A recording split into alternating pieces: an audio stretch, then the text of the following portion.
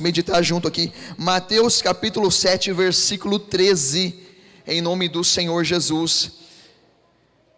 Diz assim o texto, meus irmãos: entrai pela porta estreita, larga é a porta, espaçoso o caminho que conduz para a perdição, e são muitos os que entram por ela. Eu vou repetir versículo 13: entrai pela porta estreita, larga é a porta, e espaçoso é o caminho que conduz para a perdição, e muitos são os que entram por ela. Versículo 14: porque estreito é a porta, e apertado o caminho que conduz para a vida, e são poucos os que acertam com ela. Amém, meus queridos? É um trecho pequeno, 2 versículos, palavras do Mestre Jesus. E como nós sabemos que passarão-se os tempos, mas a palavra ela não passa. Essa palavra, por mais que foi proferida mais de 2000 anos atrás, essa palavra ela é atual. Essa palavra ela é presente. E veja agora essa palavra como sendo Jesus dizendo para você diretamente. Pensa comigo aqui agora, Jesus, você e Jesus, num particular, meu irmão, minha irmã, você e Jesus. Não é você e o esposo, não é você e a esposa, não é você e o pastor, não é você e aquele amigo que você considera, é você e Jesus. Sim, Jesus, aquele mesmo que morreu na cruz do Calvário, aquele mesmo que carregou uma cruz pesada por mim e por você. Imagina agora você e Jesus. Sim, aquele mesmo Jesus que foi ferido com uma lança no seu lado, aquele Jesus que quando tinha sede, queria beber água, deram vinagre para ele. Esses dias atrás eu contei um pouquinho a história do vinagre. De onde que veio aquele vinagre? De um banheiro público, que era a forma de esterilizar as buchinhas que se limpavam antigamente. Aquele mesmo Jesus, que uma coroa de espinhos perfuraram a sua fronte, foi colocado e apertado para que se encaixasse na cabeça de Jesus e não caísse. Sim, imagina agora você e Jesus em uma sala. Eu quero que a igreja imagine comigo, você que está de casa, meu irmão, imagina isso comigo aí. Imagina você sentado numa cadeira e de frente de você está Jesus, sentado na outra. E aqui não é conselho de pai, aqui não é conselho de mãe, aqui não é conselho de amigo, porque se tem conselho que a gente preza e aprendeu a prezar, é conselho de mãe, não é? A gente sempre usa, tem tantos ditos aí, né, que conselhos de mãe não pode se desprezar, e a Bíblia ainda manda honrar pai e mãe.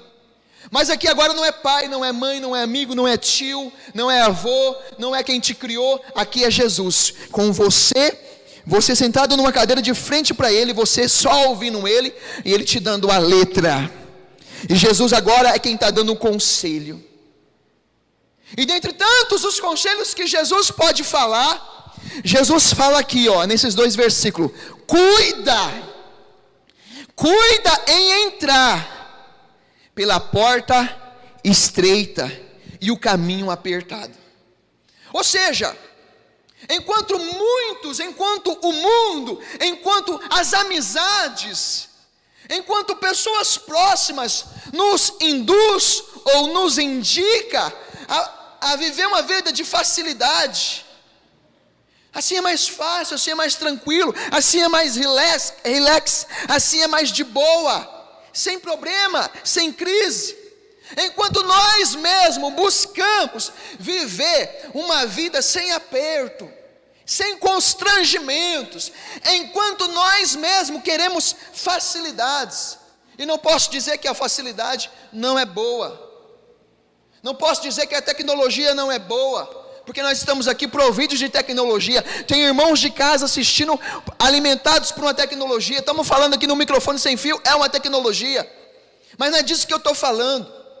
Eu estou falando assim que enquanto a gente é induzido a alguns tipos de facilidades, enquanto nós buscamos alguns tipos de facilidades, Jesus vem aqui promovendo dificuldade.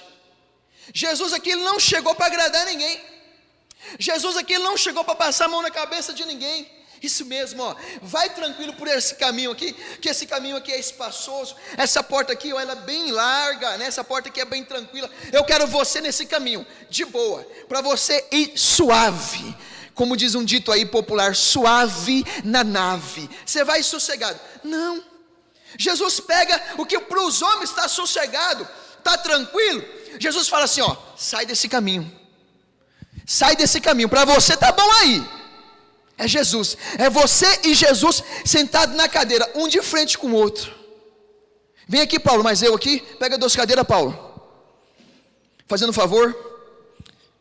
Vamos ilustrar aqui, irmão, em nome de Jesus. Vamos pegar bem aqui no centro para os irmãos de casa ver, né? Vira para cá, Paulo. Em nome de Jesus. E o Paulo senta, é você sentado aqui. E eu também estou no lugar do Paulo. Eu e o Paulo estamos no mesmo lugar de ouvir. Agora eu quero ilustrar Jesus falando. Cuida, meu filho, para entrar pela porta larga. Para entrar, meu filho. Aliás, perdão, igreja. Cuida, meu filho, por entrar pela porta apertada, estreita. O caminho apertado. É nesse caminho que eu te quero, meu filho. Saia. Eu estou te dizendo, saia, meu filho. Eu não te quero passando pela porta larga. Eu não te quero, Paulo, num caminho espaçoso. Eu não te fiz para esse caminho. Eu não te fiz para essa porta, espaçoso e largo. Eu te fiz para que você entre pela porta apertada, pelo caminho estreito. É nesse caminho que eu te quero. Você já parou para imaginar isso? E do mesmo jeito que o Paulo está ali, eu estou ali, ouvindo Jesus, e você também está nessa posição de ouvir Jesus, de Jesus falar com a gente todos os dias. Amém, amado, obrigado, em nome de Jesus. Amém, igreja? Você entendeu comigo que esse raciocínio? Jesus está chamando a gente para esse caminho, e está chamando todo mundo para esse caminho, para essa porta. Agora, você percebe, você consegue entender comigo, que existe uma grande dificuldade das pessoas captar isso, perceber isso, e seguir o conselho do mestre? Existe uma grande dificuldade, porque o mestre está falando aqui que muitos vão acertar pelo caminho errado. Você está falando que é muitos. Eu posso dizer bilhões de pessoas descendo ao inferno. Você já parou para pensar nisso? Bilhões de pessoas descendo para o inferno, irmão. Jesus disse isso. Agora, a grande questão aqui é: o que tem se tornado a venda nos olhos do povo, para que o povo não enxergue isso, e não corra para o caminho apertado, para a portinha ali, com Jesus ali, para o caminho de Deus? O que existe dentro do ser humano, que gera tanta dificuldade assim, para nós deixar as nossas vontades, e passar a fazer a vontade de Deus? Qual que é a dificuldade aí? Sabe o que existe, irmão? Uma palavrinha que todo mundo conhece. Existe prazer. Essa palavrinha, prazer, satisfação, deleite. O negócio é que quando a pessoa ela está num caminho que não agrada a Deus, e ela reconhece que o caminho não agrada a Deus, mas infelizmente aquele caminho é um caminho que tem trazido prazer para aquela pessoa. Ela tem sentido um certo deleite naquele caminho. Então, por conta desse prazer, ela decide permanecer neste caminho. Vocês estão entendendo isso daqui? Diga amém. O que implica para que multidões, eu estou falando aqui à luz da palavra, O que implica para que multidões, bilhões, desça ao Hades, ao Seol, ao inferno, o que implica? São os prazeres da carne. As pessoas preferem saciar suas vontades, os seus prazeres, chamado pela Bíblia concupiscência, os seus desejos, talvez infames, desejos mais infames, horríveis, mas é preferível, eu quero fazer isso, eu gosto disso, mas isso não é certo, mas eu quero isso. Então por isso, meu irmão, que a Bíblia está escrita aqui, que muitos vão se acertar pela porta larga e espaçoso o caminho. Amém? Vamos entender agora, de um jeito mais claro, mais dinâmico. Abra comigo aí, na palavra de Deus, o que são esses prazeres então? O que é isso daqui? Vamos entender de um jeitinho mais dinâmico. Abra aí em 1 Coríntios. 1 Coríntios, no capítulo 6, amados.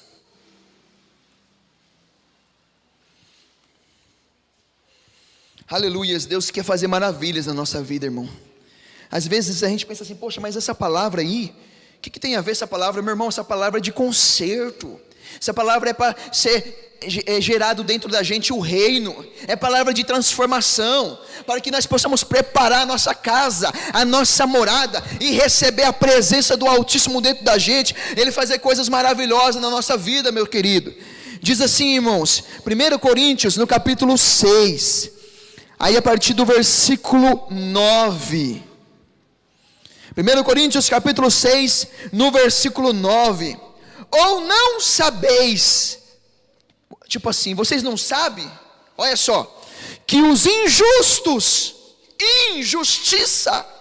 injustos, não herdarão o reino de Deus. O injusto não vai herdar o reino de Deus, a injustiça não herdará o reino de Deus. Não vos enganeis, nem os impureza. O que é impureza? O que é o injusto?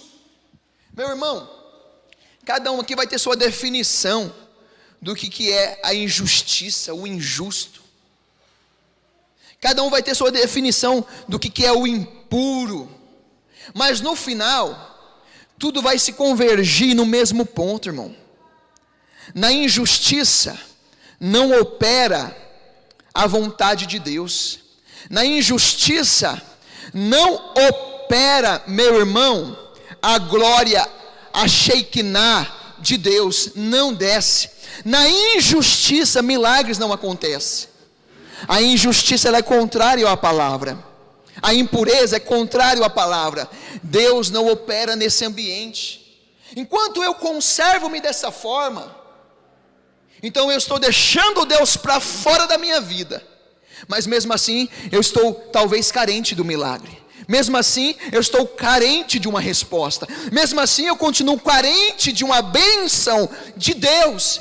Mas eu sou injusto, eu sou impuro. Continua dizendo aí: adúltero, efeminados, sodomitas, ladrões, avarentos, beberrão, maldizente, roubadores,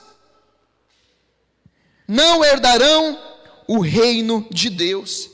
Tantas coisas nós podemos ser, tantas coisas ruins, não é mesmo?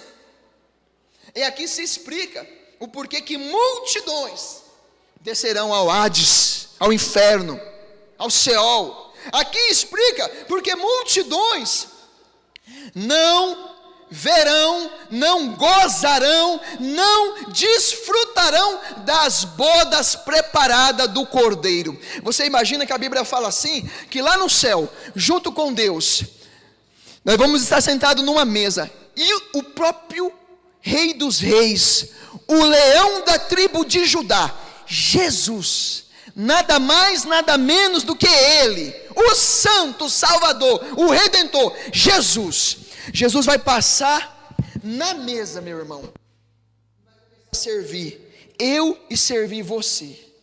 Você já parou para imaginar isso? Jesus vai servir na mesa, e nós temos o sentimento, não, eu quero servir o mestre, mas o mestre fala para você ficar sentado, que ele quer te servir. Meu irmão, que honra é essa? Que o Senhor chama os pecadores para vivenciar. Que honra é essa? Que glória é essa, dado ao homem, de ter a oportunidade de um dia poder chegar no céu e poder estar sentado numa mesa e o próprio Salvador, Jesus Cristo de Nazaré, passar e te servir. Eu imagino que as lágrimas não serão contidas, o riso não será contido, a plena satisfação, o pleno gozo. Meu irmão, haverá um júbilo tão grande que não dá para mensurar isso. Não dá, meu irmão. Agora, existem coisas que nos separam dessa oportunidade. Existem comportamentos humanos que nos separam deste privilégio, dessa honra e desse prazer. Isso sim é prazer. E essas coisas também são um tipo de prazer carnal, um tipo de prazer terreno. O que é? Acabamos de ler aqui 1 Coríntios capítulo 6, tantas coisas que fala aqui. Prostituição, a impureza, o adultério, a mentira, os vícios, tantas coisas que estão me separando desse Deus, tantas coisas que estão me deixando distante deste Deus. Ah, irmão, mas está falando que a pessoa não vai para o céu? Não é eu que estou falando, não, é a Bíblia. Não herdarão o reino de Deus. Você não pode falar assim, pastor, porque você não conhece aquela pessoa. Eu conheço. Aquela pessoa é tão boa, aquela pessoa é tão amável, aquela pessoa é tão carismática, aquela pessoa faz tanto bem aos outros. De bondade o inferno está cheio, de pessoas boas o inferno está cheio. O diabo gosta realmente de pessoas bonzinhas, bonzinho, mas que não é bom o suficiente para atender à vontade do Pai. Não adianta ser bom e não atender à vontade do Pai. Não adianta ser bom e dar esmolas e fazer isso, aquilo, outro, caridades, trabalhos sociais, e você não ser subjugado à vontade do Pai, ser subjugado à palavra. As pessoas se enganam por isso. Ah, então você está falando que não pode fazer essas coisas? Tem que fazer, é obrigação nossa fazer. Mas não ache que tu vai herdar o reino dos céus porque tu dá uma esmola para um pobre, uma marmita para aquele que tem fome. Não é por isso não, isso é obrigação, irmão. Nós temos que fazer mesmo. Mas o reino do céu nós vamos herdar, porque antes de dar esmola, nós entregou a nossa vida para o Salvador Jesus Cristo. Nós decidimos seguir os passos de Jesus, e é Jesus que vai na frente conduzindo um monte de pecador, imerecedores. É Ele que vai na frente conduzindo diante do trono de Deus. É aquele monte de pecador no céu, e Deus sentado no trono, e à direita do trono Jesus Cristo de Nazaré, o Cordeiro, e toda aquela multidão de pecadores lá no céu, porque foram lavadas as suas vestes, que estava manchada com a mancha do pecado, dos prazeres dessa terra. As vestes desses pecadores foram lavadas com o sangue de Jesus, e por conta que Jesus derramou o seu sangue, agora esses pecadores podem chegar no reino do céu para cantar: santo, santo, santo, santo é o Senhor. E pela eternidade nós vamos estar lá no céu e dizendo: santo, tu és santo, 10 vezes, 20 vezes, milhares de vezes santo. E a Bíblia diz que lá não haverá choro, lá não haverá dor, lá não haverá sofrimento. Oh, glória! Lá não vai ter correio chegando na porta e trazendo para você a tua fatura. Não, esquece disso. Não tem conta para pagar, não tem doença, eita, não tem cobrança. Ei, ô fulano, de vez em quando você vê até pelo Face. Tem gente que tem coragem, irmão, cobra até pelo Face. Tanta vergonha a gente somos sujeitos a passar, né? Já vi esses dias aí, falei: meu Deus do céu, a pessoa teve coragem de cobrar o outro pelo Face. Lá ninguém vai passar por esse tipo de vexame e vergonha. Não há doença, não há dor, não há sofrimento, meu irmão. Não há perturbação, não há insônia. Eu tenho acompanhado muitas pessoas, orado por muitas pessoas pelas misericórdias de Deus, porque também sou pó, vim do pó e vou voltar para o pó. Mas irmãos, nós temos enfrentado muitos males nesse século. A famosa depressão, pessoas tomadas por angústias e muita ansiedade, na nossa vida, na nossa parentela, no nosso meio. São tantos os males que afetam a nossa mente, o nosso coração, preocupação, nervosismo, pressão lá em cima, e daqui a pouco um probleminha no sangue, é um probleminha em um tipo de órgão, e você é submetido a uma cirurgia e por aí vai. Meus irmãos, tanto problema que a gente passa nessa terra, lá não terá nada disso. Aí eu pergunto para você, se você tem a oportunidade, e Jesus chega diante de você, filho, quer ir com a sua casa, quer ir com a sua família para a glória, viver a eternidade lá, não vai ter que se preocupar para trabalhar não, para ter comida não, porque a comida é de graça. Não vai ter que se preocupar não, meu filho, com roupa não, que a tua roupa é eterna, a vestimenta é eterna. Você não vai ter que se preocupar com nada, filho, casa, moradia, não. João capítulo 14, a Bíblia diz que Jesus disse para os apóstolos, eu vou preparar morada. Antes de Jesus subir, ele disse, eu vou subir, eu vou preparar morada para vocês, para quando vocês forem depois, está tudo pronto lá para vocês. Meu Deus, então não vai ter que se preocupar com moradia, a casa vai estar lá, não sei, talvez de esmeralda, não sei, talvez de ônix, de ouro, de rubi, eu não sei, eu só sei que a Bíblia diz que a cidade santa de Deus é formada por pedras preciosas. Andar na pista, no asfalto, eu não sei, não vai ser um asfalto, mas o piso não é como esse tipo de piso, feito de concreto, de pedra, de pinche, não, meu irmão, é um tipo de piso extraordinário, que a mente humana nunca alcançou, tudo feito de pedras preciosas, está tudo isso na Bíblia. E se Jesus te oferece essa condição, de ir para lá, prontamente eu acredito que nós vamos dizer, sim Senhor, eu quero ir para lá. O fato é que Ele já ofereceu, Ele já abriu as portas para nós entrarmos lá dentro, mas eu tenho que fazer uma escolha, escolher Jesus. E quando eu escolho Jesus, as minhas vontades, elas têm que ficar de fora, porque por mais que eu diga que eu sou de Deus, por mais que eu falo que eu amo, por mais que eu ajudo, mas eu estou sendo guiado pelas minhas próprias vontades.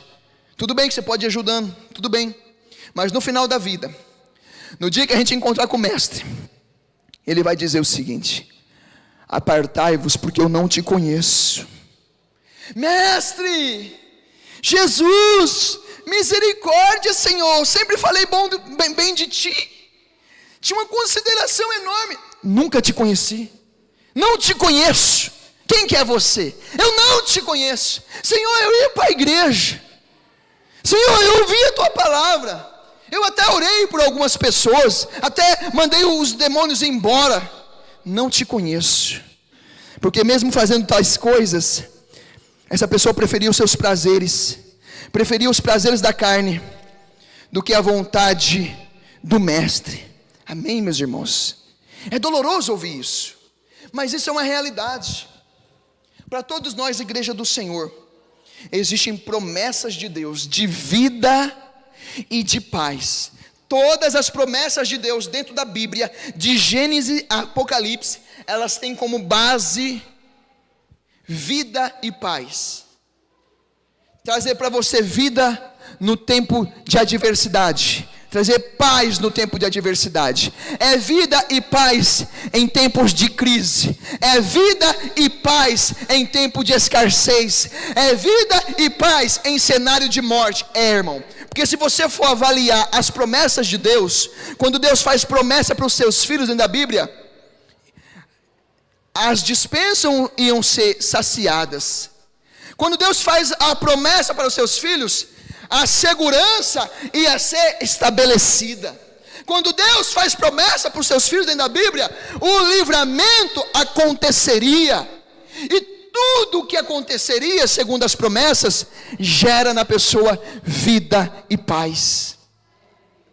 Amém? Você imagina assim, ó, acabou todo o alimento da sua despensa, acabou, você não tem uma fonte de onde tirar. O que te traz? O que isso gera?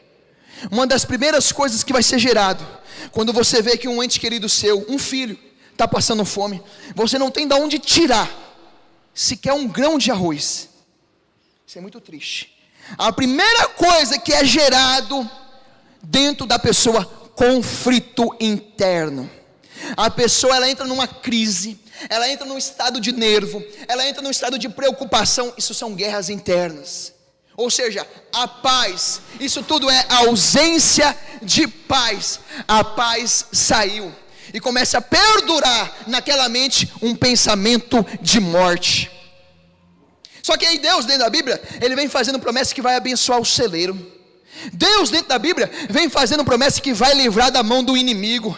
Deus, dentro da Bíblia, vem fazendo promessa que vai segurar, que vai abençoar a nossa ida e vai abençoar a nossa vinda. Deus, dentro da Bíblia, faz tanta promessa para a gente, que gera no coração dos seus filhos vida e paz. Vida e paz. Você está entendendo, irmão? Essas são as promessas que Deus tem para a gente. Enquanto nós estamos nessa terra, o Senhor quer te garantir com vida e com paz. E no dia que nós for chamado para ir morar com Ele na eternidade, meu irmão, aí é gozo eterno na presença do Senhor. Você está entendendo isso? Mas o que nos separa de tudo isso são os prazeres da nossa carne, aqueles desejos, aquelas coisas ruins que é vergonhoso confessar. Está entendendo?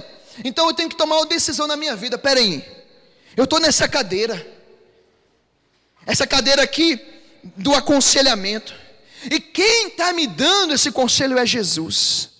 Amém, igreja? Jesus está me dando o conselho. Eu tenho que decidir o que eu vou fazer da minha vida. O que nos acontece se a gente recusa esse conselho? O que nos acontece? A perdição, irmão. Abra comigo o livro de Hebreus, no capítulo 2. Hebreus, no capítulo 2. Aleluias. Hebreus, capítulo 2, versículo 2. Então, todos nós temos a opção de aceitar o que a palavra de Deus fala, como também nós temos a opção de recusá-la. Não, eu estou de boa, tudo bem que essa palavra fala isso daí, mas eu sei da minha vida, está entendendo, igreja? Todos nós temos essa liberdade. Hebreus capítulo 2, versículo 2, diz assim, irmão: se pois se tornou firme a palavra falada por meio de anjos, e toda transgressão ou desobediência recebeu um justo castigo, como escaparemos nós, se negligenciarmos tão grande salvação? Amém? Eu vou explicar isso daqui. Se quando os anjos vieram trazer a sua mensagem, a mensagem de Deus, se quando os anjos vieram trazer o recado de Deus para os homens, se a palavra dos anjos já era firme, já era forte, o que os anjos falou aconteceu, imagina então a palavra proferida pelo próprio mestre. Imagina o que Jesus, o que Deus tem falado aos nossos corações, como que essa palavra é firme. E aí diz assim: como que nós vamos escapar se nós negarmos essa tão grande salvação? Como que eu vou escapar se eu negar essa palavra? Como que eu vou escapar se eu negar esse Jesus, se eu negar essa tão grande salvação? Você está entendendo que o negócio aqui ele vai além das nossas conquistas terrenas? Porque hoje o ser humano ele vive o seguinte: todos nós trabalhamos, ralamos e suamos. Cheguei um pouco atrasado, estou no serviço, saí do serviço, horário de janta, vim aqui correndo para poder pregar a palavra. Vou ter que voltar para o serviço, daqui a pouco já estou voltando, acabou o culto, já estou vazando para o serviço. Todos nós trabalhamos, todos nós ralamos, todos nós sonhamos, planejamos, projetamos, queremos conquistar, ter e fazer e viver novas aquisições. Tudo bem, Vamos dizer que você conseguiu comprar talvez aquele carrinho que estava no seu projeto, casinha, e agora um sítio, ou talvez foi um móvel para casa, e nós vamos nos realizando com essas coisas, nós vamos apoiando a condição de abençoado nessas coisas. Tem pessoas que você pergunta, e você é abençoado ou não? Eu sou abençoado, porque a avaliação que essa pessoa faz de bênção para ela, são os bens que ela possui. Eu sou abençoado, olha, porque eu tenho isso, eu tenho aquilo outro, olha, graças a Deus não falta um money, não falta um dinheirinho.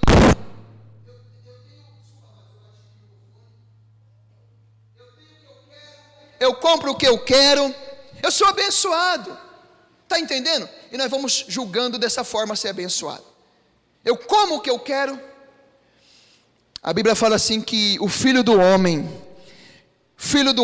Jesus, não tinha onde reclinar sua cabeça. A Bíblia fala que João Batista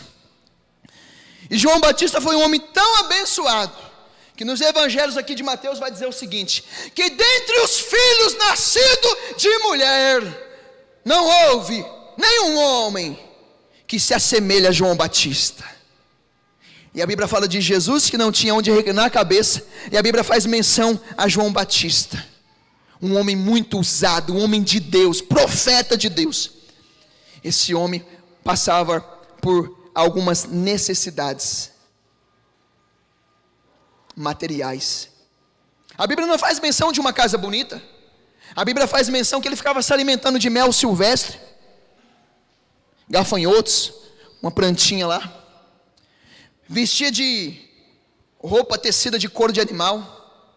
Quem olha para o homem assim, ó, coitado, você é um mendigo daí, ó, coitado desse homem aí, ó, era um homem de Deus, não tinha bens, não tinha aquisições, mas tinha a presença do Deus vivo dentro dele, tinha a presença do Espírito Santo, ele tinha vida, ele tinha paz. Talvez ele não tinha o teto que nós temos hoje, talvez ele não tinha a segurança que nós temos hoje, a casa, o carro, as condições financeiras que nós temos hoje, talvez ele não comia como nós comemos hoje, arregaladamente, com fartura. E está todo mundo aqui meio sobrepeso, que eu já estou passando dos 100 quilos, meu irmão.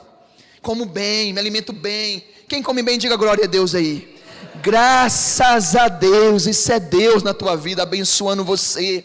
Mas não é o fato de você comer bem, talvez viver bem, ter uma condição boa, que diz que você é abençoado. Não é isso, irmão, é o quanto que a palavra reina dentro de mim, é o quanto a minha vida é inclinada para a palavra de Deus, é o quanto eu valorizo todos os dias buscar a presença de Deus para mim.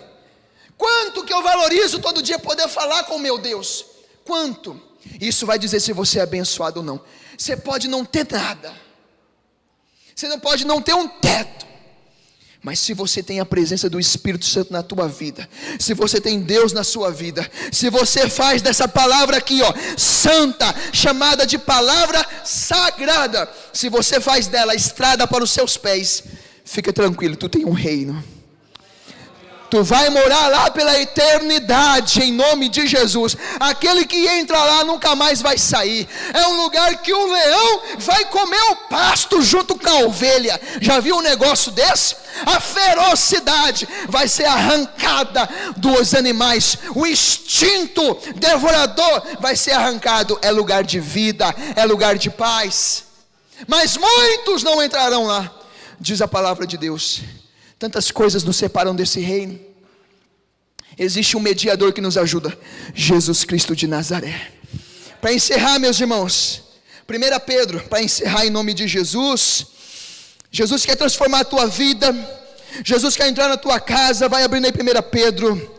Ele quer mover os móveis de dentro da sua casa, que é o seu eu, o seu corpo. Ele quer que o reino dele seja gerado dentro de nós. O Espírito Santo, ele quer nos conduzir, e que nós sejamos conhecidos como filhos de Deus, e não criaturas, obra da criação, mas nós sejamos filhos.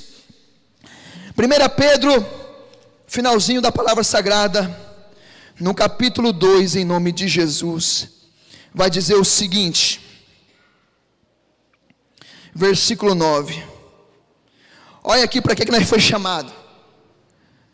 Vós, porém, sois raça eleita, você é eleito, Deus está te elegendo para a salvação, para viver, meu irmão, a eternidade com Ele. Vós, porém, sois raça eleita, sacerdócio real, nação santa, povo de propriedade exclusiva de Deus, a fim de proclamardes as virtudes daquele que vos chamou das trevas para a sua maravilhosa luz. Diga glória a Deus. Aqui está dizendo que nós somos propriedade de Deus, propriedade de Deus. Sabe o que é isso? Você não é dono da sua própria vida, Deus é dono dela. Eu já posso mandar no meu nariz. Para com isso, menina. Para com isso, rapaz, essa palhaçada. Para com isso, homem, barbado.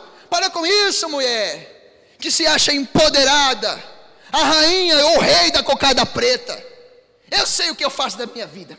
E chega vai marchando. Você não manda na minha vida. Não é o João que manda na sua vida. Não é a Maria, não é o Beltrano, fulano, cicrano de tal. E nem você mesmo. Se você julga ser um filho de Deus. Quem aqui julga ser filho de Deus? Diga amém. Amém. Todos nós. Então não é você que manda no teu nariz. Não é o seu marido, não é a sua mulher. É Deus. É a palavra que manda. É Jesus que manda. Está entendendo? Então nós temos que parar de palhaçada. Ser subjugados à palavra. Senhor, governa. Senhor, manda. E aí, meu irmão, sabe como é que é a palavra? Como é que a palavra faz com a gente? Eu estou louco para brigar, estou louco para bater, eu estou louco para xingar, eu estou louco para rasgar o verbo. Essa é a nossa vontade. Se nós mandamos a nossa própria vida, nós vamos fazer o que dá na telha. Mas se é Deus que manda, a minha vontade é de fazer isso, mas o Senhor manda na minha vida. Eu não vou fazer, Pai, porque é o Senhor que dirige os meus passos. Eu não vou fazer isso, Senhor, porque não é minha vontade que tem que prevalecer, mas é a tua santa vontade, Pai. Amém, irmão? É assim que tem que ser o filho de Deus. Isso daqui é filho de Deus. Agora, enquanto a tua carne reina, que a tua vontade reina, eu não levo desaforo para casa. O dito popular é o seguinte: eu dou um boi para não entrar numa briga, mas dou uma boiada para não sair dela. Não é assim? Eu dou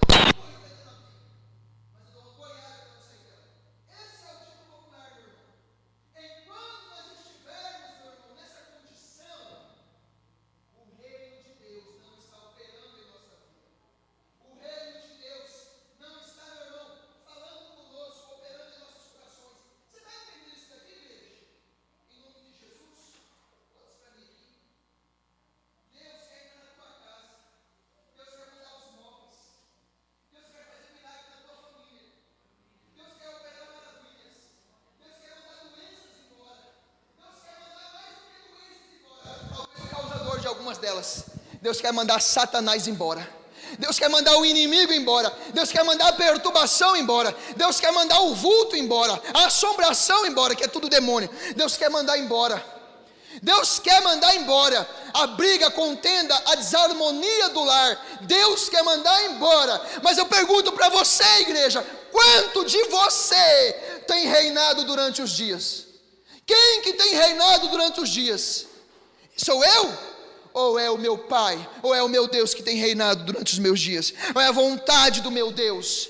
Enquanto nós formos mimados, birrentos, enquanto nós formos chatos, xaropes, friscurento, cheio de não me toque, ele me falou, magoou, não gostei, doeu, não quero ver, estou de mal com missal, deixa um pouco para Natal. Enquanto você está com essas palhaçadas na tua vida, Jesus está de fora, irmão. Eu não quero mais nem ver na minha frente. Não quero. O ser humano tem um negócio assim, sabe, ó. Comigo assim, meu irmão. Olha, fez o que me agrada, tô junto, estamos andando junto. Pisou na bola comigo é uma vez só. E a pessoa fala com uma firmeza, mas fala com uma vontade, Mas fala com gosto, comigo é uma vez só. E aí um dia chegaram para Jesus e falaram assim, ó: mestre, quantas vezes nós devemos perdoar o nosso irmão? 7 vezes? Fizeram a pergunta e já quiseram dar a resposta. 7 vezes que nós devemos perdoar o nosso irmão? Jesus fala assim, ó: 7 vezes 70. Você tem que perdoar. E aí o cidadão que diz que é filho de Deus fala assim, ó: comigo é uma vez só. Chega a ser, meu irmão, cômico. Você está entendendo como é que é a palavra? O que a palavra fala conosco? Como que a palavra nos trata? O Senhor tem vida nova para você. O Senhor tem bênçãos para fazer na sua vida. Vou ler novamente o versículo 9, 1 Pedro, capítulo 2, versículo 9. Vós, porém, sois raça eleita, sacerdócio real, nação santa, povo de propriedade exclusiva de Deus, a fim de proclamardes virtudes daquele que vos chamou das trevas para a maravilhosa luz. Ou seja, você foi chamado das trevas para viver na maravilhosa luz de Deus. É para você dar testemunho. É para você dar testemunho com sua fala, com seu comportamento. Está entendendo? O Senhor me tirou da lama, te tirou da lama, nos tirou da lama, nos tirou do pó, nos tirou do monturo, para você ficar de pé e dar testemunho dessa luz, desse Deus. E quando questionarem, mas por que você está assim, não sei o que, é Deus na minha vida, é Deus fazendo na minha vida. Eu mudei, eu melhorei por conta de Deus. Está entendendo? Porque nós somos propriedade exclusiva dele, ele cuida de nós para isso, para nós darmos testemunho da grandeza dele, querido. E vou encerrar agora no versículo 10. Vós sim, que antes não erais povo,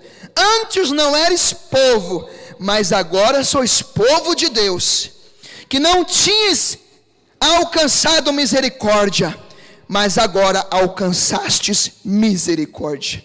Aleluia. Ou seja, antes nós era Zé Ninguém, perdido na estrada, à beira da estrada, à beira do caminho. A Bíblia fala, nós não era povo de Deus, nós não era de Deus, nós não era filho de Deus antes. Jesus morreu na cruz do Calvário, nos comprou, nos resgatou, e através do sangue dele, Jesus nos faz filhos de Deus. Hoje nós somos filhos de Deus por conta de Jesus lá na cruz do Calvário, irmão. Amém? Amém, igreja? Agora, o que nos separa desse amor? O que tem separado? A Bíblia fala que nada pode separar nós desse amor. Ele continua amando. Nada pode me separar desse amor. Ele continua nos amando. E mesmo Ele nos amando, às vezes, Ele é impedido de viver conosco na eternidade. Você sendo sujo, eu sendo sujo, nós sendo malfeitores, nada pode nos separar do amor dEle. Ele continua nos amando, mas a nossa escolha vai nos impedir de viver com Ele. Ele continua nos amando, mas Ele não vai nos arrastar na marra. A Bíblia diz, não é a altura, não é a profundidade. A Bíblia diz, não é a largura, não é o comprimento que vai nos separar do amor de Cristo. O amor dele é muito grande. Ele olha para mim, olha para você e vê na gente pecados que fede. Ele olha para mim e para você e vê na gente pecados que são podres. Ele olha para os filhos dele e vê coisas horríveis, mas ele continua amando. Ele chora pela gente, ele deseja, ele quer a gente. Mas esses pecados que eu mantenho e conservo está me afastando dele. E ele está olhando e ele está sofrendo, ele está chamando, e eu estou indo para longe dele, porque eu estou preferindo os prazeres dessa vida, os pecados dessa vida. O amor dele prevalece, mas a minha escolha me impede de entrar lá junto com ele, porque eu escolhi o mundo ao invés de escolher a ele. Amém, igreja? Coloque-se de pé em nome de Jesus. Aleluia. Nós vamos louvar o Senhor agora, e louvando ao Senhor nós vamos orar, nós vamos clamar, sabe? Eu quero que nesse momento seja um momento de entrega, meu irmão. Eu quero chamar você para você orar e falar para Deus: Pai, eu quero ser melhor, eu quero ser diferente. Pai, me perdoa dos meus pecados. Pai, me perdoa dos meus pecados, Senhor. Me purifica, me limpa, Senhor. Eu convido você, meu irmão, a fechar os seus olhos agora. Enquanto nós vamos orando, você vai falar para Deus, para o Pai: Senhor, me perdoa, Senhor. Quantas as vezes, por tantas as vezes, eu preferi tantas coisas menos o Senhor. eu estava satisfeito com os prazeres